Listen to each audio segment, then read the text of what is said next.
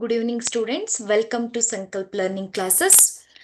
Today we are going to discuss the chapter number 6, that is evolution. So, ನಿಮಗೆ ಗೊತ್ತಿರೋ ಹಾಗೆ ನಾವು ಮೊದಲನೇದಾಗಿ ಸಿನಾಪ್ಸಿಸ್ ಅನ್ನ ಡಿಸ್ಕಸ್ ಮಾಡಲಿಕ್ಕಿದ್ದೇವೆ. ಸೊ ಅದಾದ ಮೇಲೆ ಈ ಒಂದು ಚಾಪ್ಟರ್ ಅಲ್ಲಿ ಬರುವಂತಹ ಈ ಚಾಪ್ಟರ್ ಅಲ್ಲಿ ಕೇಳಲಾಗುವಂತಹ ಕೆಲವೊಂದು MCQs ಅನ್ನ ನಾವು ಸ್ಟಡಿ ಮಾಡೋಣ. Okay, yes, I hope all are ready to listen the class. So in today's lesson we are going to discuss the synopsis related to this chapter. Okay, so ಕೆಲವೊಂದು important ಅನ್ನ ಹೇಳ್ತೀನಿ. So ಅದನ್ನ ನೀವು note ಮಾಡ್ಕೊಳ್ತಾ ಹೋಗಿ, ನಿಮ್ಮ ಒಂದು notebook ಅನ್ನ ಇಟ್ಕೊಳ್ಳಿ. ಸೊ ಅಲ್ಲಿ ನೋಟ್ ಮಾಡ್ಕೊಳ್ತಾ ಹೋಗಿ. Okay,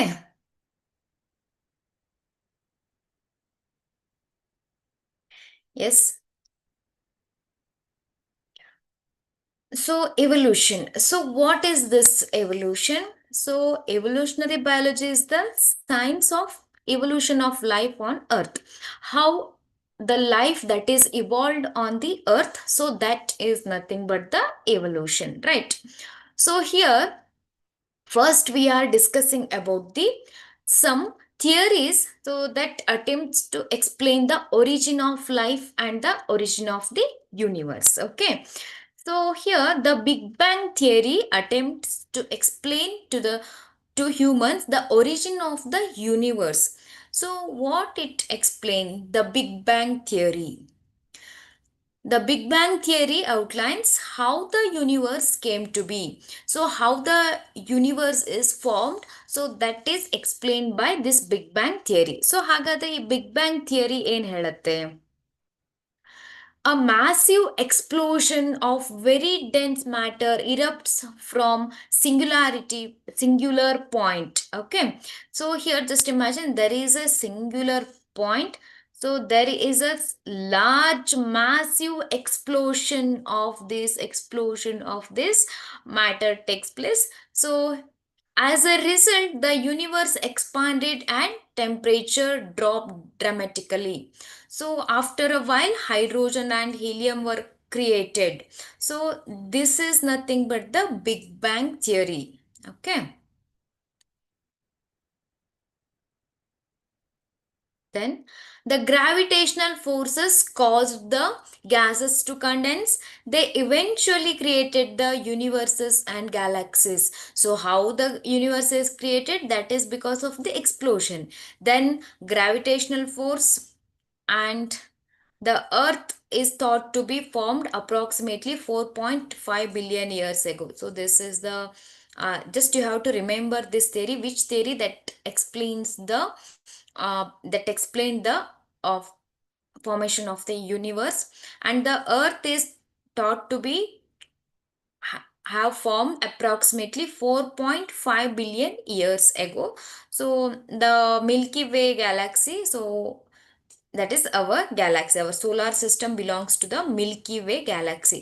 So these points you have to remember: Milky Way galaxy, earth formed, and this Big Bang theory. Okay, so these 3 points are important in this slide.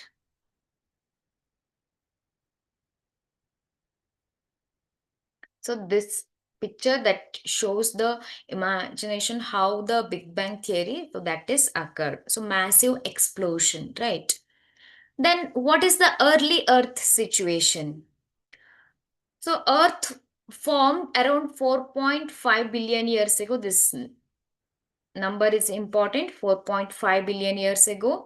There was also no atmosphere on the early earth. Just imagine, there is no atmosphere on the early earth. Water vapor, carbon dioxide, methane and ammonia emitted by the molten mass enveloped the surface. So here water vapor was present and the carbon dioxide, methane and ammonia. So these are emitted by the molten mass that is present on the surface of the earth. So that earth contains some molten masses, from that these gases were released.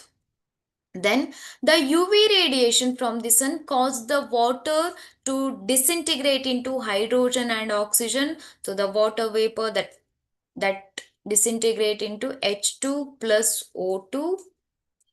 Because the hydrogen gas is lighter in comparison to air, it was able to escape into the space. Hydrogen escaped into the space. So this was the early Earth condition. Then the oxygen is released by the UV radiation of the sun, H2 plus O2. So this O2 got mixed with the ammonia, methane and water, CO2 and other chemical products were created mixed with ammonia and methane. So when the oxygen mixed with the ammonia and methane, so these remaining chemicals were created. The ozone layer began to form. So this also early earth condition, the ozone layer began to form. Water vapor condensed and sprinkled like rain as it cooled, filling up all the depressions and as a result forming the oceans. How the oceans are formed? So the water vapor condensed and it started sprinkled like a rain. So because of this rain, the earth temperature that came down and the depression that filled with the water, so that formed the oceans. Life appeared approximately 500 million years after the world formed. So when the life appeared, so approximately 500 million years after the world formed. Then the theories that is related to the origin of the life. So this is important. So the before one, just you have to remember the some names and all. So here the theories. According to the ancient Greek scientists, the spores, that is the living entities, were transported to the various planets including Earth. So this idea known as panspermia. So what is this panspermia? So what it explains, how it explains the life that is formed on Earth. So the how the life is originated on the Earth. So that is by the spores from the different the spores that is transported to the various planets, so that caused the formation of the origin of the life. So that is called as panspermia. You have to remember this. And for a long time it was assumed that life could emerge from the decaying and rotting materials such as straw and muck. So before, the scientists or the people, they knew that the life that is formed by originated by the non-living material or decaying or the rotting materials. So this was the theory of spontaneous generation. The second theory that explains the origin of life, that is the first one is panspermia, and second one theory of spontaneous spontaneous generation theory of spontaneous generation. So this theory of spontaneous generation, so that explains the life that emerged from decaying and rotting materials. So that is the theory of spontaneous generation. Then the Louis Pasteur's experiment. So by using the swan neck experiment, so he disapproved the theory of the spontaneous generation. How? So he illustrated that life did not arise from the killed yeast or the killed yeast in sterile flasks before the experiment. So what he explained that the life did not originate or arise from the killed yeast, that is the dead one, right? So simultaneously, when the similar flask was exposed to air, new living beings emerged from the dead yeast. So when he exposed the dead yeast to the air, the living some organisms developed from this yeast, dead yeast. So As an outcome, the theory of spontaneous generation was disapproved. So, but he used the swan neck flask like this. So here he kept some dead yeast, and here he allowed to enter the water. But the so this is the swan neck. The air that enter into this, so the microorganisms, they'll trap in this structure, and only sterile air is able to enter into the flask. So the dead is not able to generate any organisms the from this dead yeast. So he concluded that, so the organisms or the living organisms, they do not develop from the dead things. So the theory of spontaneous generation, that is rejected by the Louis Pasteur's experiment. So this is the Louis Pasteur's experiment. He allowed one flask to dead yeast. He took the dead yeast and allowed the air to and air enter into it. So there is a development of the some organisms, but here, so the microorganisms trapped here, and sterile air that enter into the flask, and there is no growth of the organisms in the experiment too. So that is the Louis Pasteur's swan neck experiment. Then chemical evolution. So this chemical evolution, that also explained the origin of life. So here, chemical evolution, that is proposed by Oparin and Haldane. So Oparin from Russia and Haldane from England postulated that the first forms of life evolved from pre-existing non-living organic molecules. So what is the main point of this chemical evolution? Life that is originated from pre-existing non-living organic molecule. Pre-existing, already they are present, and the organic molecules like RNA and DNA. Chemical evolution, or the formation of various organic molecules from inorganic compounds, traces the emergence of the life. So this chemical evolution that explain how organic molecules are formed by inorganic components. So in the year 1953, Stanley Miller, so they demonstrated the same condition in the laboratory. So that is the experimental proof for the chemical evolution. Okay, so what is this Stanley Miller experiment?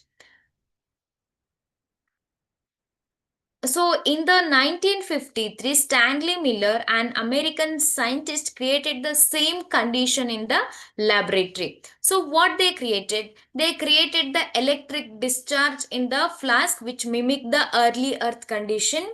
So around 800-degree temperature. Okay. Then gases like methane, hydrogen and ammonia, so and water vapor, that is used inside the flask, and he observed the formation of the amino acids. So this is the experimental setup. So he used the electrodes to generate the early earth condition, that is 800 degrees Celsius, and they used methane, ammonia, water and hydrogen, so and boiling water, and this is the vacuum pump. So here they observed that, so there is a formation of some organic molecules like amino acids. So that proves that the life that is originated from some organic molecules. Okay. So this is the Stanley Miller experiment. Then so here the Miller observed the synthesis of the amino acids from single inorganic compounds. So these inorganic compounds are used, and he observed the synthesis of the amino acids. He created the conditions that were assumed to be exist on the early earth in the laboratory. So what he created? 800 degrees Celsius temperature, and uh, he created the spark, and he used the some gases, and the identical test Other scientists observed the formation of the sugar, nitrogen bases, and the pigments and the lipids. So, this implies the similar process that was occurring on Earth in other regions of the space. So, this is the uh, experiment by Stanley Miller, and it proves that the life originated from some chemicals. Then theory of natural selection and origin of species. So the theory of natural selection, you know that that is proposed by the Darwin, right? So that Darwin took voyage around the world in his sailing ship HMS Beagle. It is called as HMS Beagle, Beagle. Okay, so very important. So the here question will be Charles Darwin. So he took a round the world voyage in his sailing ship called. So what is the ship name? HMS Beagle. So this is the MCQ question.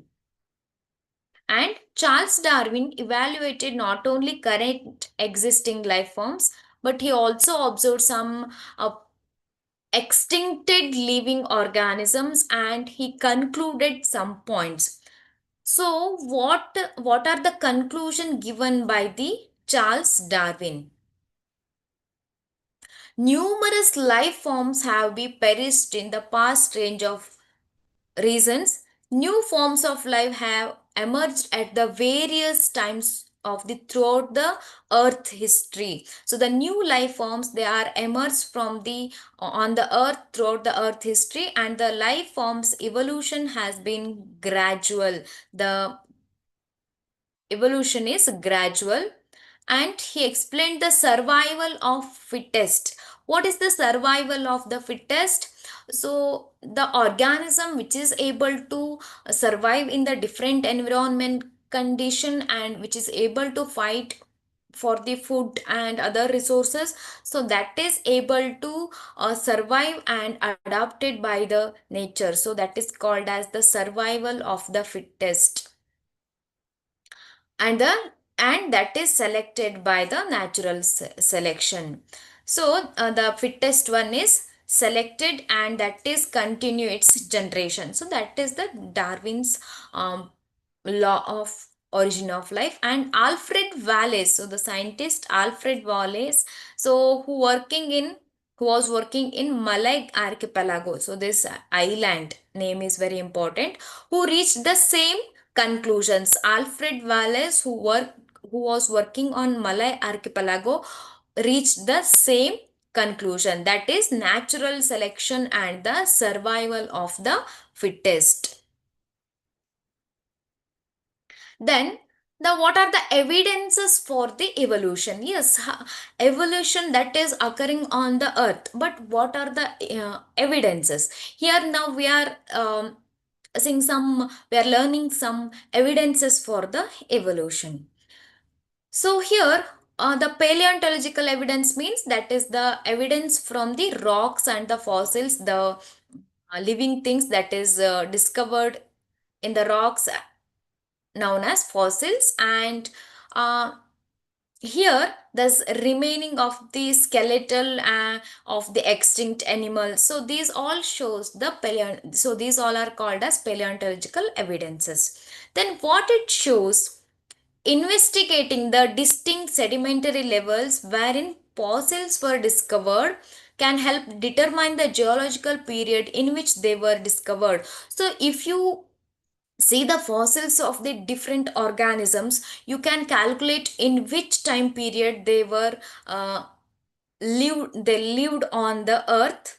And the study discovered that life forms evolved, but certain life forms are restricted to the specific geological epochs. So here some life forms they evolved, means they changed their character to adopt the nature, and the some which are restricted to the particular region. So these paleontological evidences or the fossils, so they show the evidences of the evolution.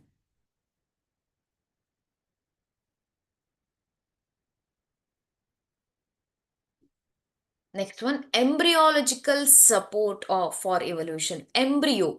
So here, this scientist Ernest Haeckel postulated this evidence as an evolution based on the analysis.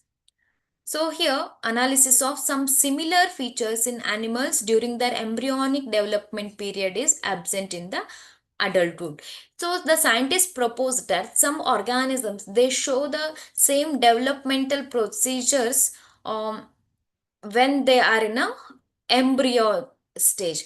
All vertebrate embryos, which include the human embryos, develop a line of vestigial gill slits directly beneath the head. It is only seen in highly functional organ in the fish. Means in all the vertebrates like amphibians, reptiles and mammals. So in the embryo, they observe the gill slits, but these gill slits are present only in the fish. So that showed that all the organisms, what he proposed, the organisms that are developed from the remaining vertebrates that are developed from these fishes. And Carl Ernest von Baer ignored and disapproved the embryological evidences after a thorough investigation. So, the embryological evidences that is disapproved by this scientist. Then, evidences from comparative anatomy and morphology. By observing some different similarities and differences in the living creatures, so that was present in the organisms, and the organisms existed many years ago. So here there is a word, divergent evolution. So what is this divergent evolution? The forelimbs perform the same, sorry, different function of this animal. So here some animals forelimbs are given: whale, whale, frog, horse, lion, human, and the bird. See the anatomy. So these all are in bird. It is forelimb is used to fly. In human for the different work. In lion it is used to walk. Right. So in different organisms the function is different. But see the anatomy. So they have the radius, humerus, radius and ulna, carpels, metacarpus, phalanges. So these all structures, anatomical structures are almost similar, right? So these anatomical features are similar. So what it shows, so these organs are called as homologous organs. Homologous organs. Homologous organs means their function is different but their anatomy is similar. Okay. So that is the example. And here in plant, so this thorn and tendril. So their function is different. Here it is used for the protection. It is used for the protection. It is used for the support, tendril for the support. But their origin is similar, that is the axillary bud. So in plant also we can see that it shows the, what it shows the divergent evolution, means anatomy is same but it is used to do the different functions, right? So that is called as divergent evolution. It is also evidence for the evolution. Then convergent evolution. So here convergent evolution means some animals, their anatomy is different. Okay, so for example, bird wing and the butterfly wing look similar. So both are doing the same function. Wings that is used for the flying, birds and in butterfly, but it is not having the same anatomy, means it is showing the convergent evolution. So it is showing the convergent evolution. And so these are called as analogous organs. Bird wing and the butterfly wing, that is called as the analogous organs. Okay. So many animals such as octopus and mammals have the eyes. So these are also analogous organs which perform the same function but their anatomy is different. Penguins and dolphin flippers. So sweet potato and the potato. Here potato is the stem, sweet potato is the root, but they are doing the same function, that is the storage of the food, but their anatomy is different, their origin is different. So this is example for the convergent evolution. So these are also homologous and the analogous organs also example for the evolution. Okay, next, evolution by natural selection. So the natural selection, one example is given.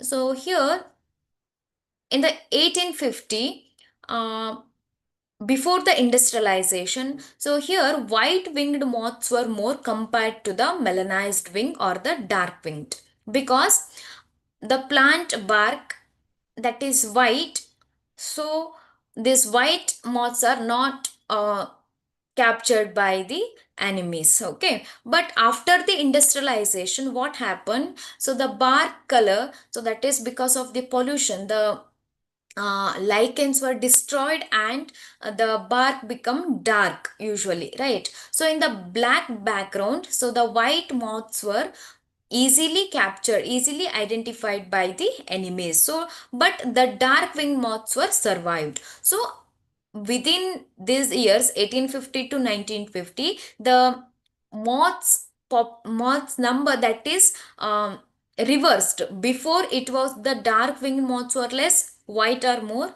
After that, black are more and white are less because of the industrialization. So here the which one is survived after the industrialization? Black moths were survived after the industrialization. So that is called as the evolution by natural selection. Then evolution by anthropogenic action. Anthropogenic action means here the human activities, due to the different human activities, so which also causes some evolution. For example, herbicides and the pesticides and the other chemicals has resulted in the selection of the resistant variants on the much small time scale, smaller time scale. Means we are using the pesticides and the herbicides, so the pathogens also developed some resistant capacity against this. So that is the evolution by anthropogenic action. Then adaptive radiation, that is the very very important concept. What is this adaptive radiation? So ಇಲ್ಲಿ adaptive radiation ಅಂದರೆ ಏನಾಗಿದೆ? So the Darwin who observe the some different beaks in the Galapagos island. Okay, so what he observed the different types of the beaks in the birds, same birds, but he concluded that so these all different types of the beaks, they that are originated from the same uh, beak. So but how the beaks are evolved in these birds? Okay, so famously known as Darwin finches. So what is this Darwin finches? So basically, so these were the modified, so these modified characters were developed in these birds. So what are these modified characters? So this is example for the Darwin finches. So just before the beak that is adapted to the environment for the original seed eating beak. Okay, so this is the seed eating beak. So when these birds which move to the different geographical area which contain the different food sources, for example, these birds which move to the area where the more insects were present. So here the bird that adopted the beak which is helpful to eat the insect, which is helpful to catch the insect in that area. So it adapted to the environment to survive, and it moved to the uh, geographical area which contain more flowers, so which is uh, adapted to eat the nectar. So these original seed eating beaks, so that are developed into different beak, that are evolved into different types of beaks, that is because of the different environmental condition. So that is called as the adaptive radiation. So that is one of the example. So he noticed that few species of the finches on that island, all of the species he saw had evolved on the same island. So here, they were essentially modified with seed eating characteristics. Many other types evolved from these with different beaks based on the food habit. Means what type of the food habit they have on that place. So they develop into the different beaks. So that is famously known as Darwin finches.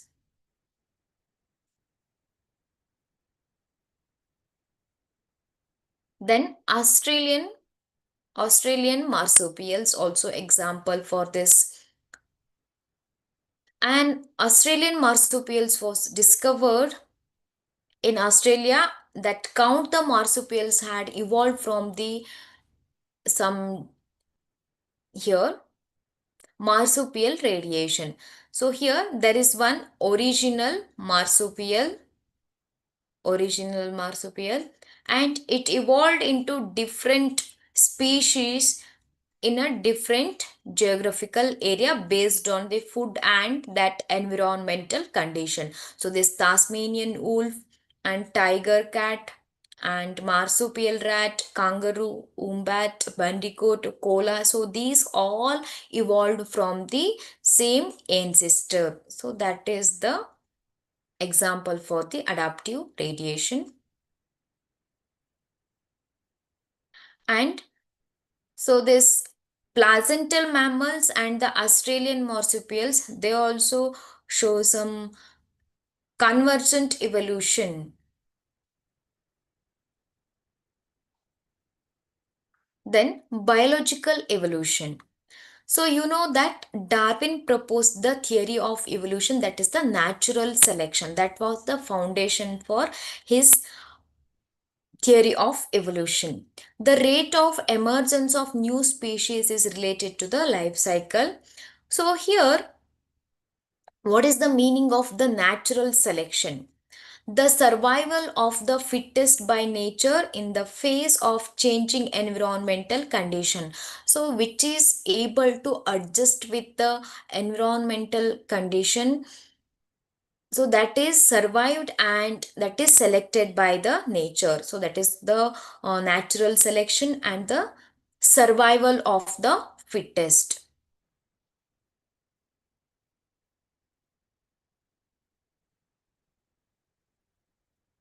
So the evolutionary theory by Lamarck. So before the Darwin, Lamarck proposed his theory of evolution. So that is based on the inheritance of the acquired character.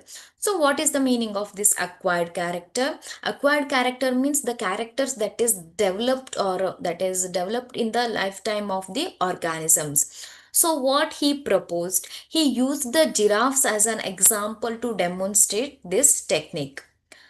So here he asserted that giraffes evolved long necks to forage for leaves on the tall trees. As a result, this character was created out of a desire to adapt and the survive. So he gave an example for this acquired character. So that is the giraffe. So giraffe has long neck, that is because to forage the leaves that is present on the tall trees. To get the leaves from this tall trees, giraffe this acquired the long neck, so which is not able to get this leaves from the trees, so that is not survived. So this acquired personality was passed down through the next generation. The long neck that is passed to the next generation, but Giraffes gradually grow long necks over the several years. So these short neck giraffes were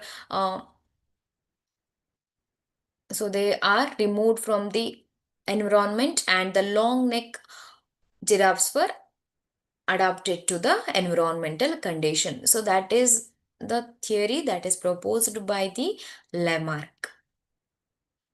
Then, so this anyhow this theory was not accepted, just it is a that is proposed by the theory that is proposed by the Lamarck.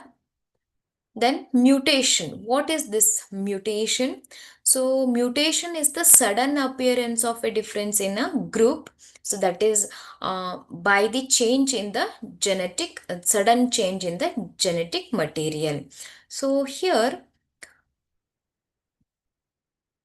Hugo de Vries mutation theory. So Hugo de Vries proclaimed that mutation, not minor variation, so that caused the evolution. So here, according to the Hugo de Vries, so the evolution that is by the mutation, and it is because of the saltation, that is the single step large mutation. This is very important. What is this single step large mutation? That is the saltation, which is able to create the new species. So this is according to the Hugo de Vries. So that is against the Darwin's theory. Darwin's theory proposed that the natural selection, but according to the de Vries, so he proposed that the mutation that is responsible for the evolution. Then Hardy-Weinberg principle. Here this principle is very important. So the Hardy-Weinberg principle, so in that allele frequencies are stable in population and remain constant from generation to the generation. The allele frequency that remains same, and gene pool does not change. This referred as the genetic equilibrium, and there is a mathematical representation, that is p plus q the whole square. So that is equal to p square plus 2pq plus q square. So that is equal to 1. This equation you have to remember. Here p and q represent the frequency of individual alleles.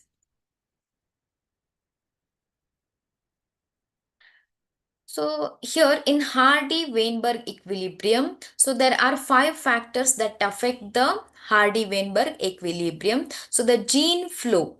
So how it occurs when the organisms in a particular area that move to the another, or due to the some natural death, so that cause the gene flow or the gene migration. And genetic recombination. So genetic recombination that occurs during the meiosis, when that is the recombination of the genetic material of the parental two different parents. Natural selection, so that is the fittest one that is selected by the nature. And the mutation, so here one more is genetic drift. Genetic drift, that is sudden change in the uh, gene genetic equilibrium by chance. So that is called as the genetic drift. So these are the important, so this will come in the MCQ. The factors that affect the Hardy-Weinberg principle. Yes, here there is the explanation for the gene migration. When the portion of a population moves to the another location, the gene frequencies in both original and new population changes. Just imagine a particular area, some people are living here. So when they move to the another area, the original gene frequency that changes in both places. So that is the gene migration. And gene flow, when genes migrate, it is commonly referred as gene flow. And what is genetic drift? So as I explained, the change in the quality occurs as a result of arbitrary event or by chance. So it will occur, and there is a founder's effect. So the original drifted organisms, they are the founders, or they create the new species in the new place. So that called as the founder's effect.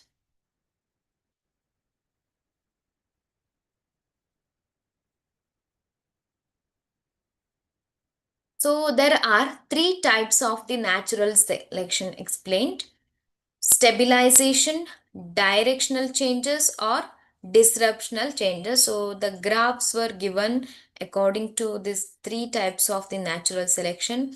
So when the main character is selected by the nature, so it show the graph like this. So that is the first one,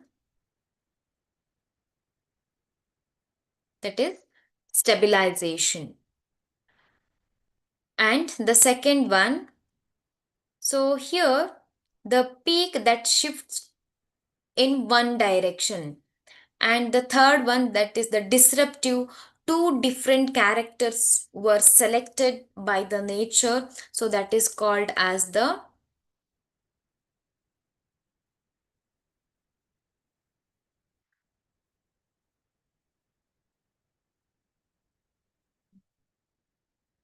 so here three types of the curves are explained.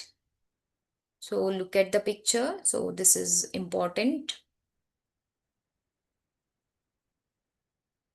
And the last one, that is the brief account of evolution. Here the first form of life on earth appeared around 2000 million years ago. Then the cellular shapes develop the ability to photosynthesis and release the oxygen.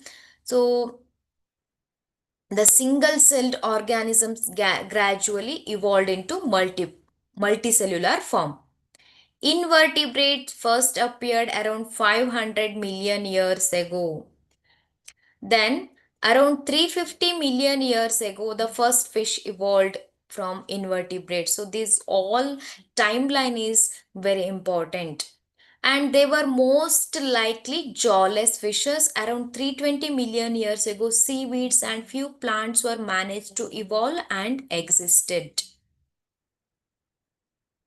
Then, the coelacanth is a low-finned fish found in South Africa, which was expected, which thought have evolved into fish, amphibians, and other animals that could live on both land and water. Coelacanth, but it was appeared in South Africa. The amphibians were the forefathers of frogs and salamanders. So these amphibians were the forefathers of frogs and salamanders, and amphibians gradually transferred into reptiles. So what it explained, so single to multicellular, multicellular to the other organisms, then fishes, from fishes to the amphibians, and from amphibians to the reptiles. So like this, reptile eggs, unlike amphibians egg, do not dry out in the sun because of what? So the reptile egg that is not dry out because it contains the hard shell.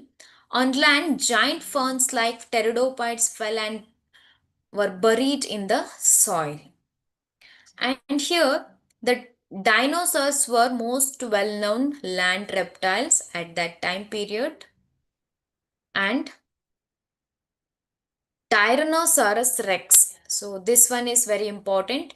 Tyrannosaurus rex was the largest dinosaur, standing about 20 feet tall and sporting significant dangerous teeth like knives.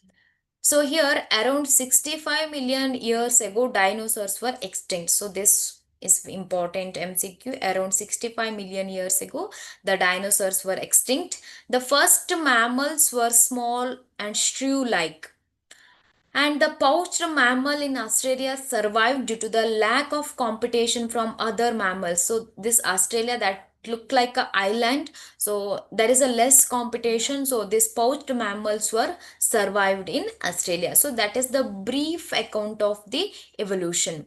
Then the very important, the origin and evolution of the man. Origin and evolution of the man.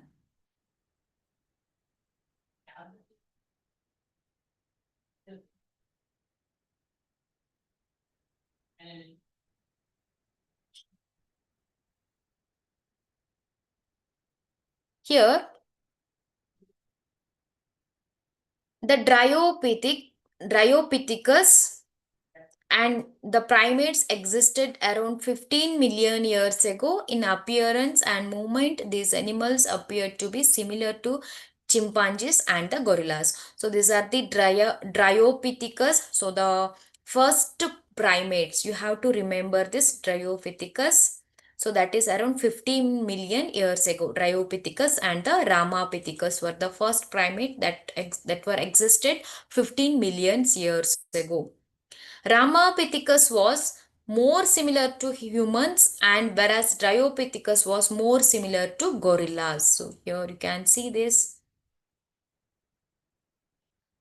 Dryopithecus more similar to gorillas and Ramapithecus more similar to the humans. Then some human-like bone fossils have been discovered in Ethiopia and Tanzania. So this is very, very important. Then Australopithecines. Australopithecines existed 2 million years ago. So they were existed around 2 million years ago. They used hunting weapons and they had made up, they were originally vegetarians. They do not eat meat. They do not eat meat. They do not eat meat. Australopithecines around 2 million years ago, and they do not eat meat and they used the weapons. So this is the characteristic of the Australopithecines. Then the hominid, also known as Homo habilis. Homo habilis was the first human-like organism. The hominid's brain capacity range around 650 to 800 cc. Cranial capacity, hominids continue eat only plants. So they ate plants. So here, how you should write the order? Here, first one, Dryopithecus, Dryopithecus. So around 15 million years ago. You have to make the short note. And Ramapithecus, what is the characteristic of Ramapithecus? More man-like. And here Dryopithecus, it looks like more like gorilla, chimpanzees and gorilla. Okay, Ramapithecus look more like human. Then Australopithecines, Australopithecines. So what is the age? That is 2 million years ago. And what is the characteristics? They used the weapons. And hominids or Homo habilis, then after the Australopithecus, then Homo habilis. Homo habilis characteristic is was the first human-like organism and the cranial capacity. So very, very important for your board exam as well as the MCQ. Then fossils were discovered in Java in the 1891, appeared to be a successive level. Homo erectus appeared around 1.5 million years ago. They had bigger brain, the capacity 900 cc. So in Homo habilis 650 to 800. So here the brain capacity, very, very important, these numbers. So 900 cc, and they were mostly like they ate meat. Okay, so your Homo erectus, so they are appeared around 1.5 million years ago, and their brain capacity is important. And then Neanderthal man brain was approximately 1400 cc and lived in Eastern and Central Asia between 1 lakh to 40,000 years ago. So Neanderthal man brain capacity and where they lived, Eastern and Central Asia. Then Neanderthal man developed used the animal hides and they buried their dead. So these characteristics were important. And Homo sapiens. Homo sapiens, they originated in Africa and spread other countries. and modern Homo sapiens around 75,000 to 10,000 years ago. So these numbers are very, very important, and that is the MCQ question. Around 18,000 years ago, ancient cave art was created. Cave art, some arts that is carved on the rocks of the cave. Agriculture emerged around 10,000 years, followed by the human settlement. So, this is the evolution of the man. Here, you can see the photograph. 75,000 to 10,000 year ago, that is the ice age, and the modern Homo sapiens appeared, and prehistoric cave art. So this is nothing but the cave art developed 18,000 years ago, and agriculture and human settlement, so that is around 10,000 years ago. So these were the characteristics of the human, different human evolution occur in the different time period. So here, the thing what you have to make to write the answer for this human evolution question, so you have to make one column for the, here start from the Dryopithecus and Ramapithecus, then Australopithecus, then Homo habilis, Homo erectus, then Neanderthal man, and modern Homo sapiens. Okay, so what are the characteristics of this Dryopithecus, Ramapithecus, and Australopithecus? At what time period they appeared? 2 million years ago, 15 million years ago, right? Then, what are their cranial capacity? What is the cranial capacity? And where they lived? Neanderthal men, where Central Asia, and modern Homo sapiens, they appeared in the, they originated in the Central Asia, and they moved Central Africa, and they moved to the other parts. So like this, every character you have to write in another column. That brain capacity, how many years ago, and what are the characteristic, they ate meat, or they buried their bodies, or they used the weapons. So these all characteristics you have to write in one column, so that will be easy for you. Okay. Yes, dear students, so in this video we discussed the some synopsis related to the evolution. So in the next class we are going to discuss the multiple choice questions. Be ready for that. Okay. Yes, thank you, dear students. We'll meet in the next session. Thank you.